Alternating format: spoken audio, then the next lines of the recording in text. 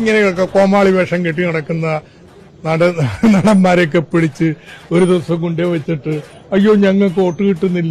പാലക്കാട്ടിൽ ഇപ്രാവശ്യത്തെ UDF candidate ആയിട്ടുള്ള രമേശ് പിഷാരടി വലിയ ഇലക്ഷൻ പരിചയമൊന്നുമില്ലാത്ത വ്യക്തിയാണ്. പാർട്ടി പരിപാടികളിലും അധികമൊന്നും കണ്ടിട്ടില്ല. പക്ഷേ ഇപ്രാവശ്യം ഇലക്ഷനിൽ നിൽക്കുന്ന സമയത്ത് അദ്ദേഹത്തിന് ധാരാളം എതിർപ്പുകൾ നേരിടേണ്ടി വന്നു. അഖിൽ മാരാർ അദ്ദേഹത്തെക്കുറിച്ച് പറഞ്ഞത് നമുക്കറിയാം. പക്ഷേ അഖിൽ മാരാറിനെ പറ്റി ഞാൻ സംസാരിക്കുന്നില്ല. അദ്ദേഹവും വലിയ പാർട്ടി പരിചയമില്ലാത്ത, രാഷ്ട്രീയ പരിചയമില്ലാതെ പെട്ടെന്ന് വന്നൊരു വ്യക്തിയാണ്. എനിക്ക് സംസാരിക്കാനുള്ളത് തോമസ് ഐസക്കിനെ പറ്റിയാണ്. എന്തുകൊണ്ട് ഇതേപോലെ വളരെ നിലവാരം കുറഞ്ഞ ഒരു പ്രസ്താവന തോമസ് ഐസക് ഇറക്കി, അതും ഒരു UDF കാൻഡിഡേറ്റിനെതിരെ? പിഷാരടിയെ ജനങ്ങൾക്ക് മൊത്തം അറിയാവുന്നതാണ്. അതേപോലൊരു വ്യക്തിയെ കോമാളി എന്നൊരു പരാമർശം കൊടുക്കുക എന്ന് പറഞ്ഞാൽ അതൊരു ചില്ലറ കാര്യമല്ല.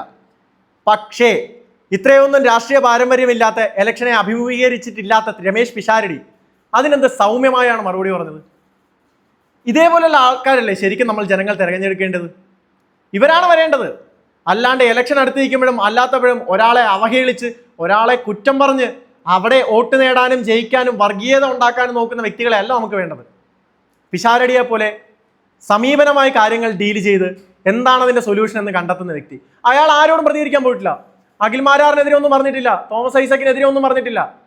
അദ്ദേഹത്തിനറിയാം ഇത് ഇലക്ഷനാണ്. അവർ പലതും സംസാരിക്കും. എനിക്ക് എൻ്റെ ജനങ്ങൾ, എൻ്റെ കാഴ്ചപ്പാട്, മുന്നോട്ട് പോവുക.